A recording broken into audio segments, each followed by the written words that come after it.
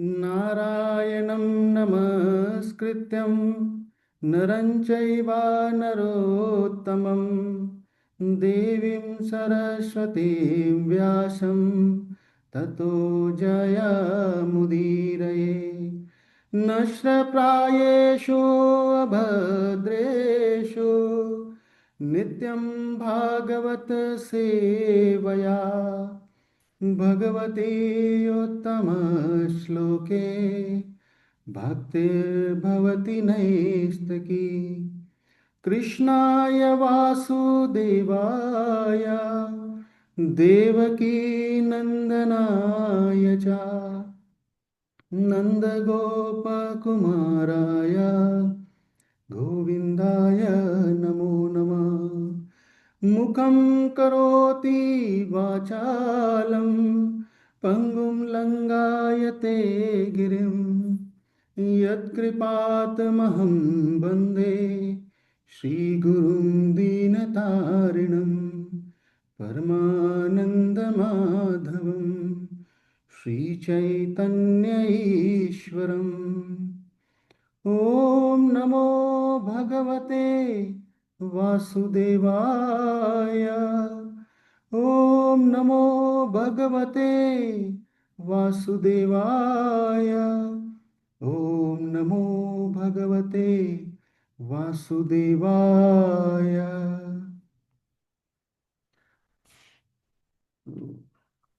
Yeah, Haribo, Hare Krishna. Let us welcome His Guest Pankajax Prabhu to enlighten us on the Srimad Bhagavatam. Today, Rajpan Prabhu is not there. He is traveling to India. तो हम लोग पंकजाक्ष प्रभु को विनती करते हैं कि भागवतम के वर्ष के ऊपर हमें कथा पान करवाए। हरे कृष्णा। हरे कृष्णा। आज हम लोग श्रीमद् भागवतम के 8वें स्कंध के 17वें अध्याय के 16वें श्लोक पर चर्चा करेंगे। तो हम लोग स्टार्ट करते हैं इसको। प्रायो अधुना ते असुरयूथ नाथा अपारणीया इति देवी मे मति यत्ते अनुकूले श्वर विप्रगुप्ता न विक्रमस्तत्र सुखं ददाति। प्रायो यधुना ते असुरयूथ नाथा अपारणीया इति देवी मे मति यत्ते अनुकूलेश्वर विप्रगुप्ता न विक्रमस्तत्र सुखं ददाति। प्रायो अधुना ते असुरयूथ नाथा अपारणीया इति देवी मे मति यत्ते अनुकूलेश्वर विप्रगुप्ता न विक्रमस्तत्र सुखं ददाति। प्रभु जी, आई एम ऑडिबल प्रॉपरली? हाँ प्रभु जी, हाँ, यू कैन कैरी ऑन प्रभु जी। तो शब्दार्थ प्रायः लगभग, अधुना इस समय, ते असुर यूथ नाथा हे वे असुर के प्रमुख, अपारणीय अजेय जिन्हें जीता नहीं जा सकता, इति इस प्रकार, देवी हे देवी अदिति, में मति मेरी राय, यत क्योंकि, ते वे असुर, अनुकूल ईश्वर विप्रगुप्ता ब्राह्मणों द्वारा संरक्षित जिन्हें भगवान सदैव अनुकूल रहते हैं, न विक्रमा बल प्रयोग, तत् सुखम ददाति वहां सुख नहीं देता, लाभ नहीं पहुंचाएगा। अनुवाद। हे देवताओं की माता, मेरी राय में राक्षसों के लगभग सभी प्रधान अब अजेय हैं, जिन पर कोई विजय नहीं पाई जा सकती, क्योंकि उनकी रक्षा ब्राह्मणों यानी गुरु शुक्राचार्य के द्वारा की जा रही है। तात्पर्य बाई शिला प्रभुपाद। जय शिला प्रभुपाद। जब किसी व्यक्ति पर ब्राह्मणों और वैष्णवों की कृपा होती है, तब उसे कोई भी पराजित नहीं कर सकता। स्वयं भगवान भी ऐसे व्यक्ति के विरुद्ध हस्तक्षेप नहीं करते। क्योंकि भगवान का पहला झुकाव गायों तथा ब्राह्मणों के कल्याण की ओर होता है। गो ब्रह्माय हिताय च। इसलिए यदि ब्राह्मण किसी को आशीर्वाद दे या उसका संरक्षण करे, तो भगवान भी उस संरक्षण का सम्मान करते हैं और कोई भी उस व्यक्ति के सुख में बाधा नहीं डाल सकता है।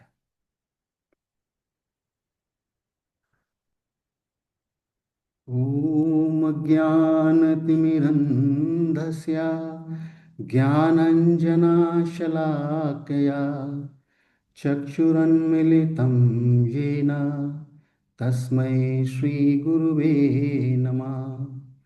श्रीचैतन्यमनोभीष्टं स्थापितं येन भूतले स्वयं रूप कदा मह्यं ददाति स्वापदान्तिकम्।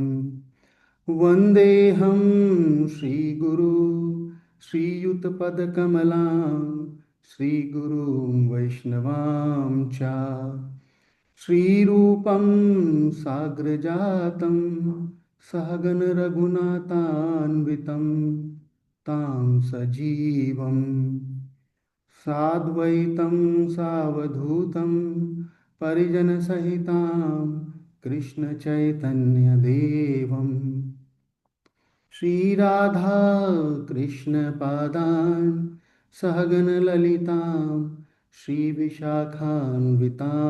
च।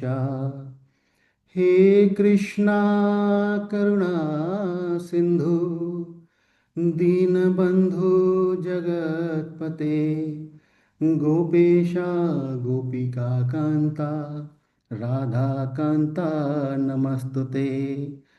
तप्त कांचन गौरांगी राधे वृंदावनेश्वरी वृषभानुसुते देवी प्रणमामि हरिप्रिये। वाञ्छाकल्पतरुभ्यश्च कृपा सिन्धुभ्येव च पतितानां पावनेभ्यो वैष्णवेभ्यो नमो नमः। जय श्री कृष्ण चैतन्य प्रभु नित्यानंदा श्री अद्वैत गदाधरा श्रीवास आदि गौर भक्त वृंदा। हरे कृष्णा हरे कृष्णा कृष्णा कृष्णा हरे हरे हरे राम राम राम हरे हरे। सो प्रणाम टू ऑल वैष्णवा। सर्वप्रथम श्री जगन्नाथ बलदेव सुभद्रा मैया, श्री नरसिंहदेव भगवान, श्री गौरनिताय तथा हमारी समस्त गुरु परंपरा सबको मैं उनके चरणों में सादर नमन है। कोटि कोटि प्रणाम उनको। तत्पश्चात हमारे यात्रा सेवक हिज ग्रेस ब्रजप्राण प्रभु तथा हर ग्रेस अपारा माता जी, उनके चरणों में कोटि कोटि नमन। इसके पश्चात हमारे सेक्टर सेवक हिज ग्रेस शंकर सिंह चैतन्य दास प्रभु जी तथा हर ग्रेस विष्णुप्रिया माता जी, उनके चरणों में नमन है। तथा सभी हमारे शिक्षा गुरु तथा हमारे समस्त वरिष्ठ वैष्णव को भी और यहाँ एकत्रित सभी भक्तजनों को भी मेरे चरणों में कोटि कोटि नमन है। तो आज मैं भागवतम का ये अ, विषय पे चर्चा करने जा रहे हैं, जो कि 8वें स्कंद का 17वां अध्याय है और उसके अंतर्गत 16वां श्लोक है, जो उस पर चर्चा करने जा रहे हैं।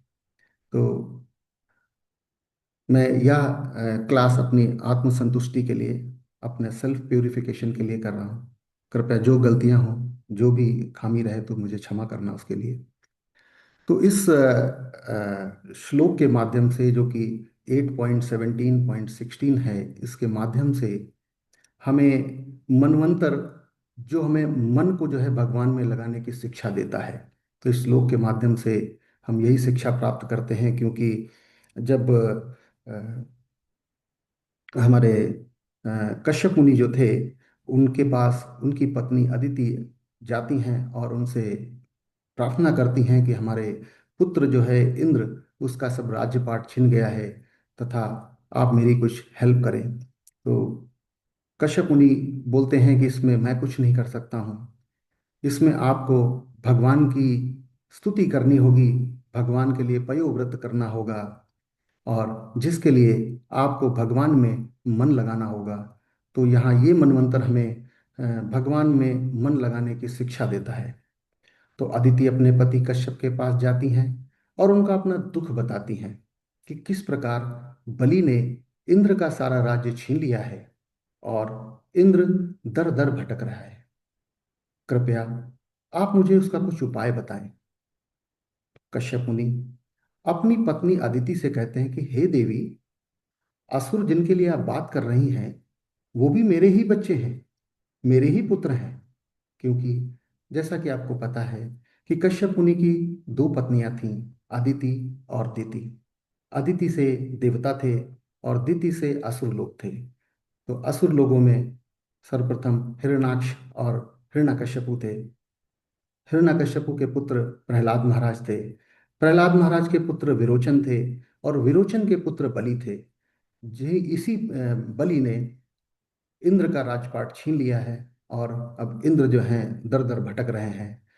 तो जो इंद्र हैं उनकी माता जो हैं वो अदिति हैं, जो कि कश्यप मुनि की पत्नी हैं। और दिति जिनके पुत्र ये बलि वगैरह हैं, ये भी जो है कश्यप मुनि की जो है पत्नी है दिति। तो अब कश्यप मुनि बहुत ही धर्म संकट में हैं कि क्या किया जाए, कि यहाँ पर जो है मैं कैसे पक्षपात कर सकता हूँ। तो वो अपनी पत्नी को बोलते हैं कि हे देवी, आप कैसी बात करती हैं, मेरे लिए तो इस उंगली को काटो तो भी वही खून निकलेगा, और दूसरी उंगली को काटो तो भी वही खून निकलेगा। तो मैं कैसे पक्षपात कर सकता हूँ। मेरे विचार से आप भगवान का पयोव्रत करो, भगवान ही आपको कोई उपाय सुझाएंगे। तो यहाँ पर आचार्य और हमारे पूर्व अ, शिक्षा गुरु वगैरह सब यही बताते हैं कि हमें भगवान पर जो है मन लगाना चाहिए। और भगवान में मन लगाओगे तो स्वयं कहते हैं भगवान की सेवा कर पाओगे और भगवान की भक्ति में लीन होगे। यही उच्चतम भगवत प्राप्ति है। तो भगवान यहाँ पे कुरुक्षेत्र के मैदान में अर्जुन से भी यही बात कहते हैं भगवत गीता के छठे अध्याय के छठे श्लोक के माध्यम से कहते हैं, बंधुरात्मा आत्मनस्तस्या येनात्मैवात्मनः जिता अनात्मनस्तु शत्रुत्वे वर्तेतात्मैव शत्रुवता। तो भगवान यहाँ पे कहते हैं जिसने मन को जीत लिया है उसके लिए यह मन सर्वश्रेष्ठ मित्र है। भगवान उसके हमेशा जो है अधीन रहते हैं। किंतु जो कोई ऐसा नहीं कर पाता है उसके लिए जो है मन बहुत बड़ा शत्रु बन जाता है और वो अंधकार में डूब जाता है। तो अर्जुन भगवान से कहते हैं, इस तरह से बात बताते हैं कि आपको मन को जीतना है। तो अर्जुन बहुत ही विचलित हो जाता है, वो उसको समझ नहीं आता है कि अब क्या करना चाहिए। तो फिर अर्जुन जो है भगवान से बोलता है, छठे अध्याय के भगवत गीता के छठे अध्याय के 34वें श्लोक के अंदर बोलता है कि चंचला ही मना कृष्ण प्रमाथि बलभद्रणम तस्याहम निग्रहम मन्ये वायुरेवि सुदुष्करम। तो यहाँ पे अर्जुन बोलते हैं कि हे कृष्ण, हे भगवान, ये मन जो है इतना चंचल है, इतना अस्थिर है, इतना उच्छृंख है, इतना हठीला है, इतना अत्यंत बलवान है। कभी कभी यह मन जो है बुद्धि का भी उल्लंघन कर देता है। यद्यपि उसे बुद्धि के अधीन माना जाता है। तो यहाँ पे प्रभुपाद जी एक एग्जाम्पल देते हैं कि जो एक रथ है, रथ बना हुआ है तो रथ के अंदर 5 घोड़े लगे हुए हैं। तो ये रथ जो है हमारा शरीर है, और जो घोड़े बने हुए हैं ये इंद्रियां हैं हमारी। और इंद्रियों को जो खींचने वाली जो स्ट्रिंग होती है, जो लगाम होती है, उसको पकड़े जो बैठा होता है वो कहते हैं मन है। मन जो है, और जो पकड़े हुए बैठा हुआ है वो उसकी बुद्धि है, और जो उस पर आरूढ़ है, जो रथ पे सवार है, वो एक आत्मा है। तो कहते अर्जुन यहाँ पे बता रहे हैं कि भगवान, मैं वायु को कंट्रोल में कर सकता हूँ लेकिन इस चंचल मन को कंट्रोल करना बहुत ही मुश्किल है, इतना आसान नहीं। तो आप मुझे इसका उपाय बताएं कि कैसे इस चंचल मन, ये हठी मन को जो है मैं कैसे कंट्रोल करूं। तो भगवान उनको बताते हैं कि किस तरह आप कंट्रोल कर सकते हैं। तो उनको फर्दर जो है भगवत गीता के छठे अध्याय के 35वें श्लोक में उनको बताते हैं। श्री भगवानुवाचा असंशयं महाबाहो मनो दुर्निग्रहं चलम् अभ्यासेन तो कौन्तेय वैराग्येण च गृह्यते। श्री भगवान ने कहा कि हे महाबाहो कुंती पुत्र, निस्संदेह चंचल मन को वश में करना अत्यंत कठिन है, बिल्कुल असंभव है। किंतु एक मैं तुम्हें उपाय बताता हूँ। उस अभ्यास के जरिए से आपको वैराग्य आएगा, आपको विरक्ति आएगी, और इस तरह आप इस चंचल मन को जो है आप कंट्रोल कर सकते हैं, उसको नियंत्रण में ला सकते हैं। तो भगवान उनको उपाय अब बताते हैं कि कौन सा उपाय करना चाहिए। तब उपाय में बताते हैं, भगवत गीता के छठे अध्याय के 17वें श्लोक के अंदर बताते हैं, 17 श्लोका में बताते हैं, युक्ताहार विहारस्य युक्त चेतस्य कर्मसु युक्त स्वप्न बोधस्य योगो भवति दुःखः। कि जो लोग खाने, सोने तथा अमोद प्रमोद तथा काम करने की आदतों में नियमित रहते हैं, वह योगाभ्यास द्वारा समस्त भौतिक क्लेशों को नष्ट कर सकते हैं। यानी अगेन हमें बताया गया कि जो हमारी 5 इंद्रियां हैं, जो टंग, ईयर, आईज, नोज और टच, जो फील, कहते हैं कि जो जिह्वा है, आंख हमारी है, कान हमारे हैं, नाक हमारी है और स्पर्श, ये जो 5 इंद्रियां हैं, इनको किसी तरह से हमें इंगेज करना है, इनको नियंत्रण में लाना है। और इनको नियंत्रण हम कैसे कर सकते हैं? जब ये इंद्रियां भगवान की सेवा में लग जाएं, उनकी सर्विस में लग जाएं, भगवान कृष्ण की सर्विस में, तब हम इनको नियंत्रित कर सकते हैं। तो उन्होंने बताया कि क्या करना चाहिए। तो जो इंद्रियों का कैसे उपयोग कर सकते हैं, तो बताया टंग जो है, हमारी जो जिह्वा है, जिह्वा से हम भगवान का सुंदर कीर्तन कर सकते हैं, भगवान के जो है कथा बांट सकते हैं, हम हरे कृष्ण महामंत्र का जाप कर सकते हैं, हमें भगवान का जो उच्छिष्ट भोजन है वो हम उससे खा सकते हैं। तो इस तरह से अपनी जो जीवा का है उपयोग कर सकते हैं। इसी तरह बताया कि कानों का हम क्या करना चाहिए। कानों से जो है भगवान की मधुर आरती वो सुननी चाहिए, भगवान का जो मंत्र उच्चारण है वो सुनना चाहिए, भगवान की कथा सुननी चाहिए, भगवान का कीर्तन सुनना चाहिए। तो इस तरह से हम कानों को भी भगवान की सेवा में लगा सकते हैं। इस तरह आंखों के लिए बताया है। आंखों के लिए हम क्या कर सकते हैं? तो आंखों से बताया, भगवान के अर्च विग्रह का हमें दर्शन करना चाहिए, हमें भक्त वैष्णव लोगों का दर्शन करना चाहिए। इस तरह से हम आंखों को भी हम भगवान की सेवा में लगा सकते हैं।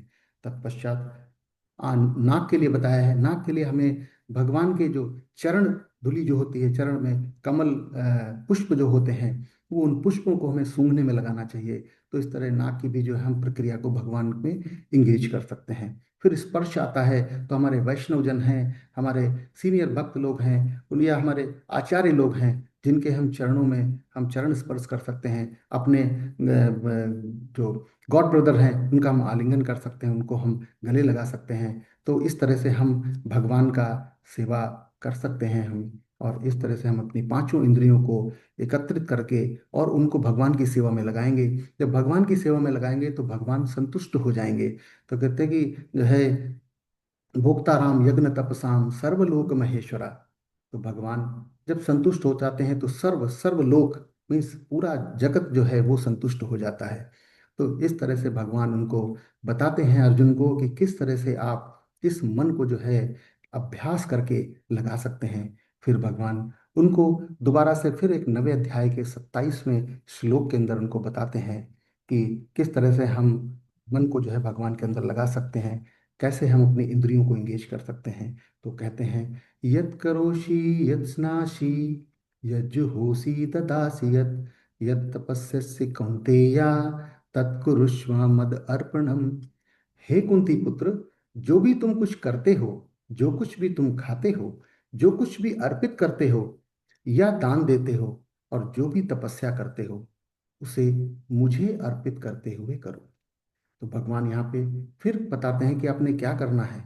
तो कहते हैं, जो भी आप कार्य करते हैं, आप कार्य किसी भी तरह का करते हो, आप घर में कुकिंग करते हैं वो भगवान के लिए करनी चाहिए, आप ऑफिस में जॉब करते हैं उसका भी उद्देश्य भगवान के लिए होना चाहिए, आप किसी भी तरह का कार्य करते हैं, आप कोई मंदिर में कार्य करते हैं, आप कहीं पे भी कार्य करते हैं, उस कार्य को जो है भगवान के लिए अर्पण करना चाहिए, ना कि उस पे जो है सेल्फ संतुष्टि के लिए। लोग आजकल नई नई इन्वेंशन करते जा रहे हैं। एक आईफोन 6 आया, 7 आया, 8 आया, every year they are upgrading that one. So they are putting lot of efforts. Will these efforts will be fruitful? ये क्या भगवान की हमें जो है सेवा में लगाते हैं? नहीं, ये सिर्फ सिर्फ हम प्रकृति का दोहन करते हैं और खुद की आत्मसंतुष्टि के लिए हम कार्य करते हैं, जो कि इस शरीर के साथ ही चला जाता है। तो हम एक तरह से माया की सेवा कर रहे हैं। तो हमें किसके लिए सेवा करना है? हमें भगवान के लिए कार्य करना है। तो यहाँ पे बताया गया है। तो एक जगह मैंने पढ़ा था कि वहाँ पे लिखा था कि तू वही करता वही है जो तू चाहता है, परंतु होता वही है जो भगवान चाहता है। तो फिर वही करना जो भगवान चाहता है, फिर होगा वही जो तू चाहता है। तो कहते हैं कि जब आप करना कुछ चाहते हैं, तो वो जो है नहीं होता जब तक भगवान की इच्छा ना हो। तो भगवान की इच्छा बहुत जरूरी है। जब भगवान की इच्छा होती है तो सब कार्य हो जाते हैं। तो इसी तरह हमें वो कार्य करने चाहिए जो भगवान की सेवा में लगे, भगवान के लिए कार्य करने चाहिए। तत्पश्चात यहाँ पे दोबारा बताते हैं कि हमें क्या खाना चाहिए। तो खाने के लिए हमें आहार बताया है, वो आहार जो भगवान को अर्पण किया गया हो। यानी कि पत्रम पुष्पम फलम तोयम यो मे भक्त्या प्रयक्षति तदहम भक्ति उपहृताम अश्नामि प्रयतात्मना। तो जो भगवान को पत्र फूल शाकाहार जो अर्पित किया जाता है भगवान को, वो हमें खाना चाहिए। यदि अगर हम वो नहीं खाते हैं तो हम क्या खाते हैं? पाप खाते हैं। यज्ञ शिष्टासि नाशंतो मुच्यन्ते सर्व किल विषय भुंजते ते तु अघम पापा ये पचंती आत्म कारणात्। तो यानी कि जो है कि आत्म संतुष्टि के लिए अगर खाते हैं तो हम पाप खाते हैं। यदि हम भगवान का उच्छिष्ट खाते हैं, हवन में जो अर्पित किया हुआ खाते हैं, वो जब खाते हैं तो वही प्रसाद होता है और वही हमारे लिए अच्छा होता है। आहार शुद्धो सत्व शुद्धो ध्रुवा स्मृति। तो हमें वो आहार खाना चाहिए जो भगवान को अर्पण किया हुआ। तो यही खाना चाहिए। तो इस तरह से हम अपने मन को नियंत्रित कर सकते हैं। ये अभ्यास है, ये प्रोसेस है, इसके जरिए से हम भगवान का सेवा कर सकते हैं। फिर कहते हैं जो कुछ भी अर्पित करते हैं, अर्पित करने से मतलब है जो भी अनुष्ठान करते हैं, आप यज्ञ करते हैं, हवन करते हैं, या आप कोई भी भागवतम का पाठ करवाते हैं, सब भागवत सप्ताह कराते हैं। तो अभी आजकल लोग जो है तो जलसे हो गए हैं भागवत सप्ताह, कि बड़े ऊंचे उच्च कोटि के जो हैं वक्ता आते हैं जो करोड़ों में चार्ज करते हैं। फिर पॉलिटिशियंस आते हैं, सबसे आगे की पंक्ति में बैठते हैं और आके जो है वो भी माल्यार्पण करते हैं। और ये सब मतलब एक दिखावा सा हो रहा है। जबकि हमारा उद्देश्य क्या होना चाहिए ये भागवत सप्ताह का? कि खुद भी अपना जो है कहते हैं कि मन को साफ करना है, खुद के कलमश को भी साफ करना है, सुनना है attentively. We have to hear this Bhagavatam and parallelly we have to just allow other people also, many devotees to come over there and they can also listen. तो हमारा उद्देश्य होना चाहिए कि वो भी आएं और लोग सुने आकर के। इस तरह हमें अनुष्ठान करने चाहिए, हमें यज्ञ हवन करने चाहिए। ये जन कल्याण के लिए होने चाहिए, खुद के लिए नहीं होने चाहिए हमारे लिए। तो ये कहते हैं जन कल्याण के लिए हम कोई भी अनुष्ठान करते हैं तो वो कहते हैं जो कुछ भी अर्पित करते हैं मुझे करें, भगवान को करें। सिमिलरली बोलते हैं दान करना चाहिए। तो दान के लिए भी उन्होंने बताया कि हमें सात्विक दान ही हमें करें। यानी कि जब कोई मंदिर में कोई प्रोग्राम हो रहा हो, हमारा नरसिम्हा चतुर्दशी हो रही है, गौर पूर्णिमा हो रही है, कृष्ण जन्माष्टमी हो रही है, नित्यानंद त्रयोदशी हो रही है, पानीहाटी महोत्सव हो रहा है, ये जगन्नाथ फेस्टिवल हो रहा है। तो ये इस तरह के जो फेस्टिवल्स होते हैं, इसके अंदर हमें उचित अपना जो है कहते हैं सामर्थ्य के हिसाब से हमें दान देना चाहिए। ये दान जो है सात्विक दान कहा जाता है। भगवत गीता का डिस्ट्रीब्यूशन होता है, उसमें हमें दान करना चाहिए। ये दान जो है सात्विक दान कहा जाता है। कहीं पे मंदिर की स्थापना हो रही है, ये अर्च विग्रह की स्थापना हो रही है, वहां पे जरूरत होती है। कहीं पे वस्त्र भगवान के पहने बनाए जाते हैं, वहां पे कुछ जरूरत होती है, दान की जरूरत होती है, लक्ष्मी की जरूरत होती है। तो वहां पे हमें ऐसी जगहों पे हमें दान करना चाहिए। यदि हम ऐसी जगह दान करते हैं तो ये सात्विक दान होता है। अन्यथा सारे दान जो हैं ये सब कार्मिक दान है, जिनका कोई भी मंतव्य नहीं है। अंत में कहते हैं कि हमें तपस्या जो करते हैं वो भी मुझे अर्पित करते हुए करें। तो तपस्या का मतलब है यहाँ पे जो ऑस्टेरिटी आप करते हैं। आप जब जाते हैं वृंदावन जाते हैं, या वहाँ पे परिक्रमा लगाते हैं, वृंदावन परिक्रमा लगाते हैं, या आप गोवर्धन की परिक्रमा लगाते हैं, या आप कोई 84 ब्रज कोशी की परिक्रमा लगाते हैं, तो परिक्रमा लगाते समय आप बेयर फुट नंगे पैर चलते हैं, नंगे पैर चलते हैं तो आपको कष्ट होता है। आप वहाँ पे बहुत सारे कष्ट झेलते हैं। आप देखिए गौर पूर्णिमा में जब हम गौर मंडल परिक्रमा करते हैं, खेतों से निकलते हैं, रोड से निकलते हैं, कई जगह से ऊंचे नीचे पहाड़ों से निकलते हैं, नीचे जल स्रोत से भी निकलते हैं, तो कितना कष्ट होता है। तो इन कष्टों को ही वहाँ रुकते हैं जब हमें, तो किस तरह प्रसाद हमें मिलता है, किस तरह नहाने का होता है, ठंडा ठंडे पानी से नहाना होता है, तो ये तपस्या है। तो यदि हम इस तपस्या में रहते हैं तो हमारा कहते हैं कि ना हमारा जो इम्यूनिटी है, वो इम्यूनिटी इतना स्ट्रांग हो जाता है कि वो हमारा भगवान के प्रति जो है मन लगाने को आतुर हो जाता है। तो जब हम कष्ट सहते हैं तो हमें बहुत ही लाभ उसके होते हैं, वो अभी आगे हम लोग चर्चा करेंगे। तो इस तरह से भगवान कहते हैं कि इस तरह योगाभ्यास आप कर करके और हमारे को जो है कहते हैं कि मन हमारे में लगा सकते हैं। तो इस पे एक पूछते हैं कि हम लोग क्यों गौरमंडल परिक्रमा करते हैं, क्यों वृंदावन परिक्रमा करते हैं, क्या ये सब करने की जरूरत हमें है, कष्ट तो हम ऐसे भी झेल सकते हैं, ऐसे में कौन सी बड़ी बात है। तो यहाँ पे जो है एक आचार्य से एक व्यक्ति पूछता है कि आचार्य, आप मुझे बताएं कि जब हमारे सर्वत्र भगवान है, हर जगह भगवान है, कण कण में भगवान है, तो हमें धाम में निवास करने की क्या जरूरत है, क्या वहाँ भगवान मिलते हैं क्या। तो आचार्य यहाँ पे बताते हैं कि जिस प्रकार मेहंदी आपने देखा होगा, मेहंदी का कलर जो होता है वो लाल होता है, लेकिन मेहंदी की पत्तियां और शाखाएं क्या होती हैं, हरी होती हैं। कहीं से भी चीरा लगाओ हरी होती हैं। तो उसका क्या है, उसका एक प्रोसेस है, एक कहते हैं कि प्रक्रिया है, जिसके जरिए से वो लाल रंग आ जाता है।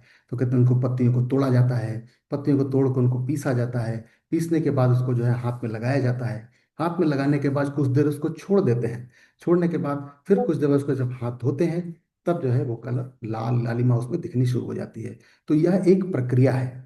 इस प्रक्रिया के जरिए से हम जो है हम मेहंदी का कलर लाल निकलता है। इसी प्रकार से जो है दूध है, जैसे दूध से घी बनता है, लेकिन क्या दूध जो है, पता है इसमें घी है, लेकिन क्या दूध से आप पूड़ियाँ तल सकते हैं, नहीं तल सकते पूड़ियाँ, क्योंकि इसका एक प्रोसेस है।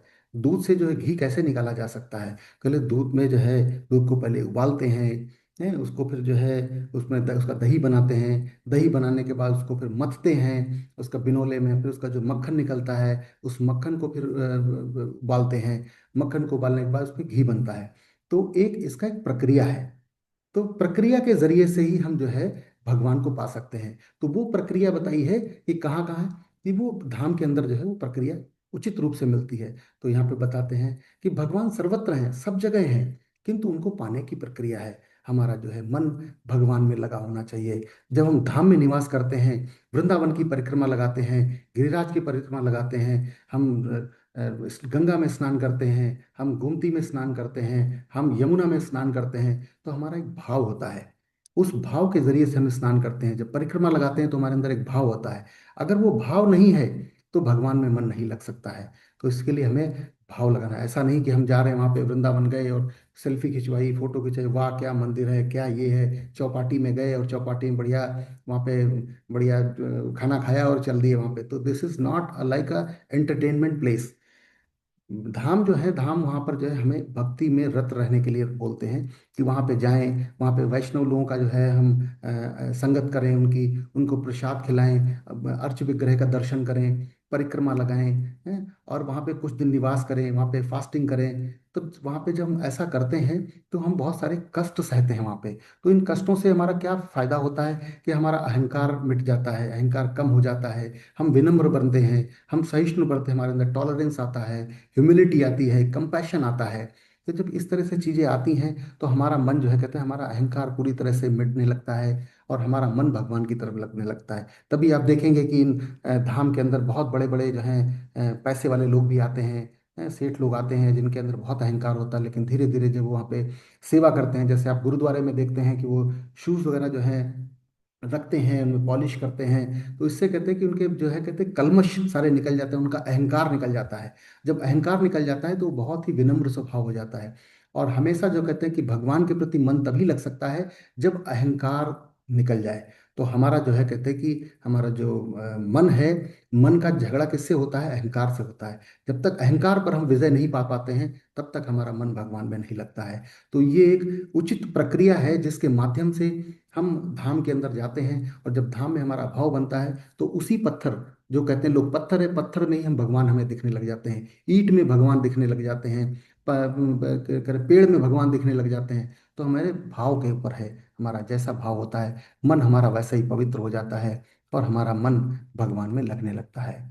तो भगवान फिर कहते हैं इनको, अर्जुन को बोलते हैं 10वें अध्याय के 9वें श्लोक के अंदर, मत चित्ता मत गत प्राणा बोधयंता परस्परम कथयंतश्च माम नित्यम तुष्यन्ति चा रमन्ति चा।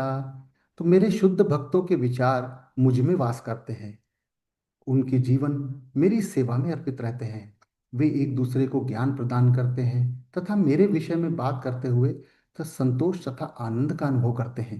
वे निरंतर मेरी प्रेम भक्ति में रमे रहते हैं, उनके मन हमारे कहते हैं भगवान के चरण कमलों से हटते नहीं हैं, उनके हृदय तथा आत्माएं निरंतर भगवान में लीन रहती हैं, निमग्न रहती हैं।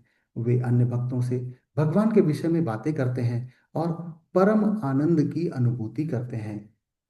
इस तरह से हम भगवान की सेवा करके हम भगवान में मन लगा सकते हैं और इस तरह अपने मन को जो है हम नियंत्रण में ला सकते हैं। तो इस प्रकार से ये विधि बताई है, भगवान ने अर्जुन को बताई है। तो यही विधि अब जो है अदिति को बताई जा रही है कि कश्यप ऋषि ने बोला कि इस प्रकार जो है आप 12 दिन का आप पयोव्रत करो, भगवान में मन लगाओ और तब भगवान के आपको दर्शन होंगे और भगवान ही आपको उपाय सुझाएंगे। तो इस प्रकार अदिति ने 12 दिन का पयोव्रत धारण किया और भगवान की तरह तरह से स्तुति की और भगवान ने अंततः उनको दर्शन दिए। वह शंख चक्र पद्म और गदा धारण किए थे। माता अदिति ने भगवान की विभिन्न प्रकार से स्तुति की। माता अदिति ने भगवान को अपनी परेशानी बताई और उन्हें बताया, हे भगवान, मेरे बेटे इंद्र का राज्य हरण कर लिया गया है, वह बेचारा दर दर भटक रहा है। एक माता के लिए ये बहुत ही कष्टदायी स्थिति है। कृपया मुझे इस कष्ट से बाहर निकालें, कृपया मुझे कुछ आप उपाय सुझाएं और मेरे बेटे इंद्र को पुनः उसका सिंहासन वापस दिलाएं। भगवान यहाँ पर कहते हैं कि भगवान हमेशा अपने भक्तों के अधीन रहते हैं, उन्हें उनकी कोई भी परेशानी देखी नहीं जाती, बहुत ही विचलित हो जाते हैं। वह भक्तों के प्रति विशेष तौर पर उत्साहित रहते हैं, उनकी मदद करने के लिए, उनकी सेवा करने के लिए, उनकी रक्षा करने के लिए। वह यह देखते हैं कि कब मैं अपने भक्तों के लिए कुछ सेवा कर सकूं, वो बहुत ही आतुर रहते हैं। तो उसका एग्जाम्पल आप देख सकते हैं कि पांडव, जो पांडव थे, वो भगवान पांडवों को बहुत कुछ देना चाहते थे, परंतु पांडव ऐसे सीधे साधे व्यक्ति थे, वो भगवान से कभी कुछ नहीं मांगते थे। लेकिन भगवान पीछे पड़े रहते थे, कुछ मांग लो कुछ मांग लो, हमेशा भगवान आतुर रहते थे। तो हम आजकल के हम लोग देखो क्या है, हम लोगों की स्थिति कैसी है कि जैसे मंदिर में गए, मंदिर के सम्मुख भगवान के सामने खड़े हुए और सीधा मन में स्टार्ट हो गया, भगवान गाड़ी दिला दो, भगवान घोड़ा दिला दो, भगवान मकान दिलवा दो, सोना दिलवा दो, चांदी दिला दो, और अगर नहीं दिला सकते तो पड़ोसी के मकान में आग लगवा दो। तो कब ये सब हमारी भक्ति, इससे कहते हैं इससे भक्ति हमारी बढ़ती है, इससे भक्ति नहीं बढ़ सकती है। कहते हैं ये हम भगवान को कहते हैं कि हम माया मांग रहे हैं, भगवान से भक्ति नहीं मांग रहे हैं। तो हम क्या मांगते हैं, भगवान से लक्ष्मी दे दो, लक्ष्मी दे दो। लक्ष्मी कैसे रहेंगी आपके पास जब तक नारायण आपके पास नहीं रहेंगे। तो उसके लिए हमें नारायण की सेवा करनी चाहिए, नारायण की भक्ति करनी चाहिए। जब नारायण प्रसन्न हो जाएंगे, तो जब नारायण आपके साथ रहेंगे तो निस्वार्थ रूप से लक्ष्मी भी नारायण के साथ रहेंगी। और जब लक्ष्मी नारायण के साथ रहेंगी तो आपको लक्ष्मी की कभी भी कमी नहीं महसूस होगी। तो ऐसा भगवान का भाव है अपने भक्तों के प्रति। तो इसी प्रकार आप देखेंगे कि पांडवों की और भी कई स्थिति परिस्थितियां आई जिसमें भगवान ज्यादा से ज्यादा खूब सेवा की उन्होंने। तो इस प्रकार हम देख सकते हैं कि द्रौपदी का जब चीर हरण का समय था, दुशासन उनको भरी राज्यसभा में खींच कर ले आया द्रौपदी को। द्रौपदी ने, अब उनको लगा कि मेरी लज्जा चली जाएगी, ये मेरा साड़ी जो है खींच लेंगे, और वो कुछ ना कर पाई। लेकिन वो बार बार जो है अपने वहाँ पे जो वृद्ध लोग बैठे हुए थे, स्वजन लोग बैठे हुए थे, सबसे उन्होंने प्रार्थना की, किसी ने कोई प्रार्थना नहीं सुनी, सब लाचार थे। इवन अपने पतियों से भी उन्होंने प्रार्थना की, वो भी बेचारे लाचार थे, वो तो जुए में हार चुके थे अपने आप को। जब द्रौपदी को कोई रास्ता नहीं बचा, सारे रास्ते बंद हो चुके थे, तब भगवान से उन्होंने प्रार्थना की और भगवान भागे हुए चले आए, दौड़े चले आए और उनकी चीर हरण से उनको बचाया और उनकी लज्जा बचाई इस तरह से। बाद में द्रौपदी को बहुत ही ग्लानि हुई अपने आप में। द्रौपदी कहने लगी कि अरे इस हाड़ मांस के शरीर को बचाने के लिए मैंने भगवान को बुलाया। नहीं, तो ये ऐसा भक्तों का भाव होता है भगवान के प्रति। तो भगवान कितना दयालु है अपने भक्तों के लिए कि भागे चले आते हैं, किसी भी स्थिति में हो चले आते हैं। आप एक और एग्जाम्पल ऐसा देख सकते हैं कि जिसके अंदर ध्रुव महाराज, ध्रुव महाराज जो थे वो अपने उनकी जो सौतेली माता थी वो उत्तानपाद की गोद में बैठे हुए थे और उनको धक्का दे के नीचे गिरा दिया। बोला कि तुम जो है इस सिंहासन के लायक नहीं हो क्योंकि तुम मेरे पुत्र नहीं हो। ध्रुव को बहुत ही नागवार गुजरा, बहुत ही अंदर से वो क्रोधित हुए और उन्होंने प्रण किया कि इस सिंहासन को मैं हासिल करके रहूंगा, इस सिंहासन से बड़ा सिंहासन भी हासिल करके रहूंगा। वो गुस्से से तमतमाए हुए अपनी माता के पास जाते हैं। माता से कहते हैं कि मुझे कैसे मिलेगा इस तरह का सिंहासन। तो माता ने कहा कि देखो अगर तुम्हें ऐसा राज्यपाट चाहिए तो तुम सिर्फ और सिर्फ भगवान ही तुम्हें दे सकते हैं और कोई नहीं दे सकता। कहते भगवान कहाँ मिलेंगे। बताया माता ने उनकी कि आप घोर वन में जाएं, वहां पे भगवान मिलेंगे। और वह ध्रुव जो है वहां से घोर वन में गए और तपस्या चालू कर दी। और इतनी घोर तपस्या की कि भगवान जो है प्रसन्न हो गए। और जब भगवान प्रसन्न हुए तो जैसे ही उन्होंने भगवान के दर्शन किए, उनकी सारी लालसा जो कांच के सिंहासन में लगी हुई थी वो अपने आप चली गई। और जैसे ही भगवान ने पूछा तुम्हें क्या चाहिए, तो उन्होंने सिंहासन की बजाय उन्होंने कहा भगवान आपकी भक्ति चाहिए, भगवान आपकी सेवा चाहिए, भगवान आपके दर्शन चाहिए हमें। यही हमें चाहिए और कुछ नहीं चाहिए। भगवान लेकिन सबके मन की भाव समझते हैं कि किसी को क्या चाहिए। उन्होंने अपनी भक्तों की रक्षा करने के लिए उन्होंने तुरंत ही उनके लिए एक ग्रह बनाया, प्लेनेट बनाया, ध्रुव प्लेनेट, जहाँ पर कई हजार साल तक जो है ध्रुव ने राज्य किया। आज भी वो ध्रुव अटल है। आज भी हम आसमान में देखें तो ध्रुव का जो है ग्रह हमें दिखता है, ऐसा आचार्य बताते हैं। इस प्रकार ध्रुव ने भी देखो भगवान का सेवा किया। भगवान के अनन्य भक्त थे और भगवान उनकी रक्षा करने के लिए आए। ऐसा नहीं सिर्फ पांडवों से ही उनको मोह था, अपने सभी भक्तों से मोह है, वो कोई भी हो। ऐसा ही एक बार दृष्टांत आता है जिसमें दुर्योधन जो था, दुर्योधन दुर्वासा ऋषि उनके यहाँ आए हुए थे और दुर्वासा ऋषि को इतना बढ़िया आओ भगत, इतना अच्छा सेवा किया कि दुर्वासा मुनि इतने खुश हो गए। बहुत जनरली आप जानते हैं दुर्वासा मुनि का जो है स्वभाव कैसा है, वो हमेशा गुस्से वाला होता है, तुरंत श्राप दे देते हैं। कि दुर्योधन ने उनकी ऐसी सेवा की कि बड़े खुश हो गए। और खुश होने के बाद दुर्वासा ऋषि ने दुर्योधन को बोला कि भाई कुछ मांग लो। तो दुर्योधन के अंदर तो जेलस था, कहते कि उसके अंदर ईर्ष्या भरी हुई थी। तो उसने कहा कि आप मुनिवर, आप ऐसा है अगर मुझे कुछ देना चाहते हैं तो वन में मेरे जो चचेरे भाई हैं वो जो वनवास झेल रहे हैं वहां जाकर उनका जो है आप प्रसाद उनसे के लिए रिक्वेस्ट करिए और वहां पर प्रसाद पाइए। तो ऐसा करके दुर्वासा मुनि वहां से निकले और वन में जब प्रस्थान किया तो युधिष्ठिर से उनकी मुलाकात हुई। युधिष्ठिर ने उनके चरण वंदन किया और पूछा ऋषिवर आप बताएं मैं आपकी क्या सेवा कर सकता हूँ। दुर्वासा ऋषि ने अपने 60,000 बटुकों के साथ जो है वहां पर पहुंच करके और उनसे कहा कि भाई मैं आपके यहाँ भोजन पाना चाहता हूँ।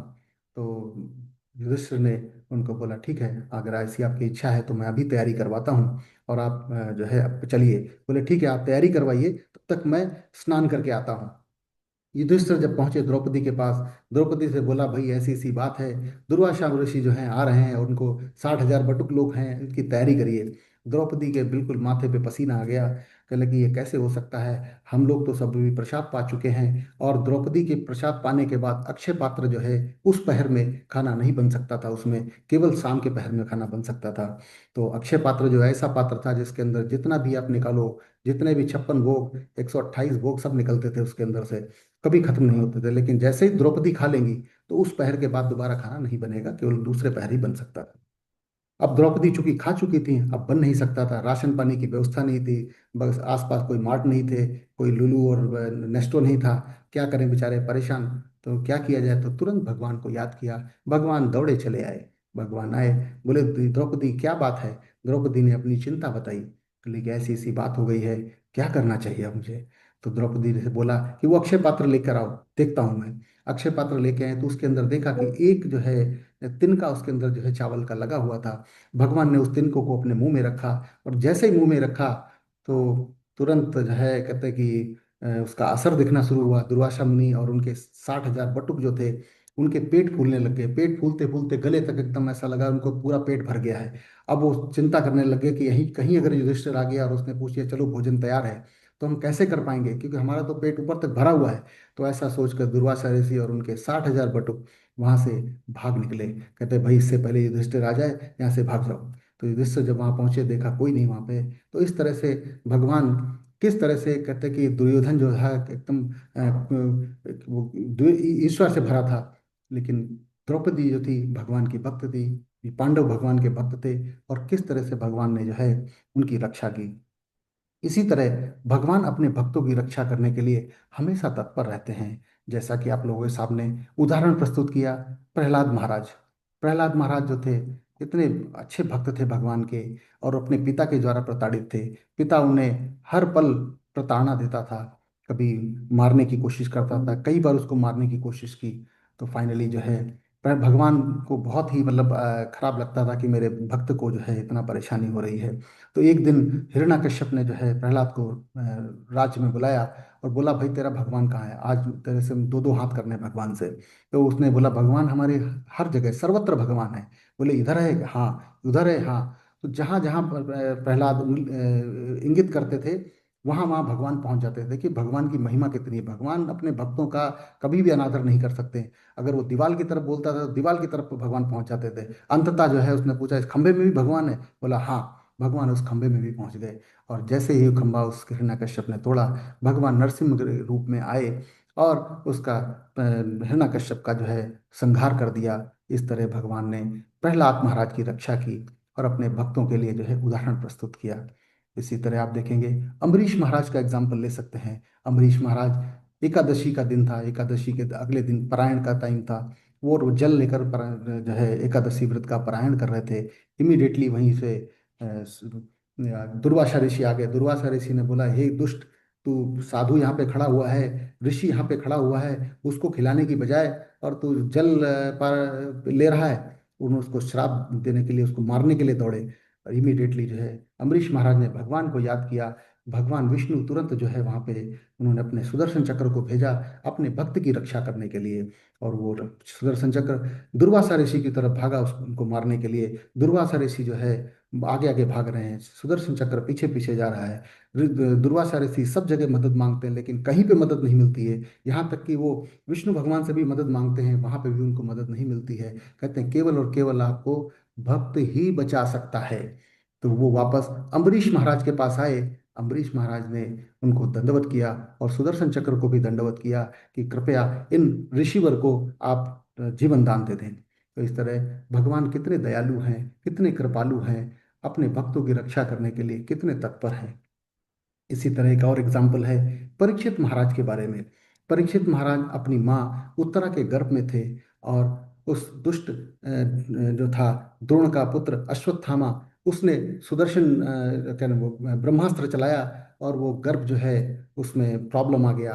तो तुरंत उत्तरा वहां से भागी और कहीं किसी पे जगह पे न जाके सीधे भगवान के पास गई। भगवान को अपनी व्यथा सुनाई कि ऐसा हो गया है, मेरे गर्भ में प्रॉब्लम है, हो गया कि मुझे लग रहा है कुछ अस्त्र चलाया गया है। तो इस तरह से भगवान कितने दयालु हैं। भगवान तुरंत जो है उत्तरा के गर्भ में जा करके परीक्षित महाराज को प्रोटेक्ट किया, उनकी रक्षा की, और इस तरह परीक्षित महाराज के लिए भी उदाहरण बन गए। तो परीक्षित महाराज हमेशा भगवान की सेवा करते थे, इसलिए कहते लास्ट में उन्होंने अपने अंत समय में भगवान की ही कथा सुनी। तो ऐसा होता है भक्तों का चरित्र कि हमेशा जो है भगवान की सेवा करने में लगाते हैं। तो इस तरह उनके मन जो है वो भगवान में लगे रहते हैं। तो आइए अब हम जो है उसमें देखते हैं कि भगवान अदिति और भगवान का जो संवाद होता है, जो पयोव्रत जो हुआ है, उसके पश्चात भगवान क्या कहते हैं अदिति से। तो ये 8वें स्कंद के 17वें अध्याय के 12 श्लोक से लेके और 17 श्लोक तक पूरा है ये। इसमें ये संवाद चल रहा है। इसमें 12वें श्लोक के अंदर संवाद ये होता है कि भगवान ने कहा कि हे देवताओं की माता, तुम्हारे पुत्र जिनका वैभव छिन गया है और जिन्हें उनके शत्रुओं ने उनके निवास से निकाल दिया है, उनके कल्याण के लिए तुम्हारी जो दीर्घकालीन इच्छा है उसे मैं भली भांति जान चुका हूँ। भगवान यहाँ पर अदिति को आश्वस्त करते हैं कि उनकी तपस्या और मनोकामना भगवान के लिए कोई गुप्त नहीं है, ये वो जानते हैं। अदिति अपने पुत्रों देवताओं की पुनर्स्थापना चाहती है, जिन्हें बलि महाराज ने पराजित कर दिया था। यह प्रसंग भगवान वामन अवतार की भूमिका की तैयारी कर रहा है। तो इस तरह से 13वें श्लोक के अंदर भगवान ने अदिति से कहा कि हे देवी, हे देव माता, मैं समझता हूं कि तुम अपने पुत्रों का वैभव पुनः प्राप्त करना चाहती हो और उनके साथ मिलकर मेरी उपासना करना चाहती हो, जब वे युद्ध में अपने शत्रुओं को पराजित कर लें और अपना खोया हुआ लोक तथा वैभव वापस लें। तो इसके लिए आप मेरी उपासना करें, मुझे ये ज्ञात है। तो यहाँ भगवान अदिति की मनोकामना को सीधे स्वीकार कर रहे हैं। मुख्य भाव यह है कि अदिति अपने पुत्र देवताओं को उनके अधिकारों और लोकों से वंचित देखकर बहुत दुखी हो गई हैं। वे चाहती हैं कि उनके पुत्रों का वैभव पुनः वापस आ जाए, वो पुनः अपना सिंहासन संभालें और अपना निष्कंटक राज्य करें। भगवान यह दर्शाते हैं कि वे अदिति की इच्छा और उनके हृदय की भावना को पूर्ण रूप से जानते हैं। यह संवाद भगवान के वामन अवतार के अवतरण का पूर्वाभास है, जिसके माध्यम से वे देवताओं को उनका स्थान वापस दिलाते हैं। अब अगले श्लोक के अंदर, 14वें श्लोक के अंदर भगवान जो है यहाँ पे इस प्रकार भगवान अपन अदिति को देव माता कहकर बुलाते हैं और कहते हैं कि आप चाहती हैं कि असुरों को प्रताड़ित किया जाए, उनका संहार किया जाए और आपके पुत्रों को राजपाट सौंप दिया जाए। ये कैसा अन्याय है। क्या आपको आनंद आएगा जब असुरों की मृत्यु के पश्चात उनकी स्त्रियां बहुत रोएंगी, इतना दुखी हो जाएंगी, वो दर दर भटकेंगी? उनके दुखों को आप देखना चाहती हैं? क्या यह आपको सुख देगा? तो भगवान यहाँ पे जो है अदिति को चेताते हैं कि अगर हमने उनका संहार किया असुरों का, तो उसका जो है परिणाम क्या होगा। तो उस परिणाम से क्या अदिति माता ये खुश होंगी, ये उनको सुख देगा? फिर उनको जो है 15वें श्लोक में बताते हैं कि हे देवी, तुम ये चाहती हो कि तुम्हारे पुत्र को अपनी खोई हुई प्रतिष्ठा और समृद्धि का को पुनः प्राप्त करें और पहले की तरह स्वर्गलोक में निवास करें। तो अब यहाँ पे कह रहे हैं कि पहले वाले श्लोक में बोला कि भाई कि तुम उनको मारना चाहती हो, उनको जो है अपना पुत्र के लिए राज्य चाहती हो और उनको जो स्त्रियां रोएंगी उससे कितना नुकसान होगा और आपको सुख देगा। परंतु दूसरे श्लोक में इसमें बताते हैं कि ठीक है, आपकी इच्छा यही है कि आपके बच्चों को जो है स्वर्गलोक पुनः वापस मिल जाए। This is what you want, that we will do it. तो अब 16वें श्लोक के अंदर जो बताते हैं, भगवान कह रहे हैं, जो हमारा श्लोक है अभी जिसमें चर्चा हम लोग कर रहे हैं, कि कहते हैं हे देवी, आप देवी हैं, आप तो देने वाली हैं, हैं? तो इसलिए जो है असुरों का जो है आज की डेट में उनको मारना, उनका पारण करना या उनको हराना, इट इज इम्पॉसिबल, असंभव है। उनको आज के समय कोई भी परास्त नहीं कर सकता। क्योंकि कारण उसका बताए, क्योंकि वह एक ब्राह्मण यानी शुक्राचार्य के द्वारा रक्षित हैं। शुक्राचार्य यहाँ पे ब्राह्मण हैं और उनके द्वारा वो रक्षित हैं। तो अदिति भगवान से कहती हैं कि भगवान, आपके लिए कुछ भी असंभव नहीं है। आपकी कृपा ब्राह्मणों और भक्तों पर बहुत है, इसलिए इन पर आपकी विशेष कृपा है। या शुक्राचार्य की तरफ, वो शुक्राचार्य की तरफ भी इशारा करके कहती हैं कि यस, मैं जानती हूँ कि शुक्राचार्य अगर वहां पर हैं तो असुरों का कोई भी कुछ नहीं बिगाड़ सकता, क्योंकि शुक्राचार्य एक ब्राह्मण हैं और भगवान के शुद्ध भक्त हैं और उनके अगर वो चाहें तो कोई भी असुर को कोई मार नहीं सकता। यहाँ तक कि भगवान भी उनके निर्णय में हस्तक्षेप नहीं करते हैं। आपने देखा होगा देवासुर संग्राम के अंदर कि किस प्रकार ब्राह्मण शुक्राचार्य की मदद से जो बलि और उनके जो जितने भी सेना थी मारी गई थी, लेकिन बाद में शुक्राचार्य की मदद से संजीवनी द्वारा जो है बलि महाराज एवं उनके अन्य असुर जो थे उनको पुनः जीवन दान मिल गया था। तो यदि आप चाहती हैं कि मैं इस समय असुरों से युद्ध करके आपके पुत्र के लिए राजपाट लेकर आऊं, तो ये संभव नहीं है। ये उचित समय है ही नहीं, क्योंकि वो ब्राह्मण के द्वारा रक्षित हैं। तो इसलिए देवी, ऐसी कल्पना ना करें, ऐसी डिमांड ना करें। लेकिन यदि मैं आप चाहती हैं कि आपके बच्चों के लिए आपके इंद्र का जो सिंहासन वापस मिल जाए, उसके लिए मैं प्रयास करूंगा, मैं आपको उपाय बताऊंगा कि किस तरह होगा ये। उसके बाद 17वें श्लोक के अंदर जो है, उसके आगे के श्लोकों के माध्यम से भगवान अदिति को आश्वासन देते हैं। कहते हैं हे देवी, हे अदिति, तुम्हारे व्रत से के आचरण से मैं बहुत ही संतुष्ट हुआ हूँ। इसलिए तुम्हें मुझे तुम्हारे प्रति अनुग्रह करने का कोई उपाय अवश्य खोजना होगा। कुछ न कुछ आपके लिए मुझे करना होगा। मेरी उपासना कभी व्यर्थ नहीं जाती है। वह साधक को उसकी पात्रता और योग्यता के अनुसार इच्छित फल अवश्य प्रदान करती है।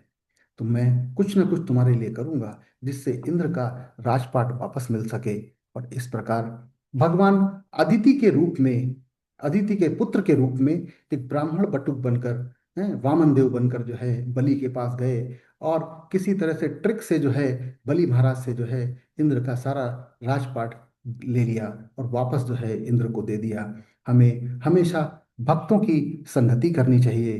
प्रभुपाद हमें बताते हैं, हमें प्रभुपाद की बुक्स का वाचन करना चाहिए, पढ़ना चाहिए, उनके निर्देशों का पालन करना चाहिए, ताकि कभी भी माया हमारी तरफ जो है ना आए और हमें विचलित ना करे, और धीरे धीरे हम भगवत प्राप्ति की ओर अग्रसर रहें।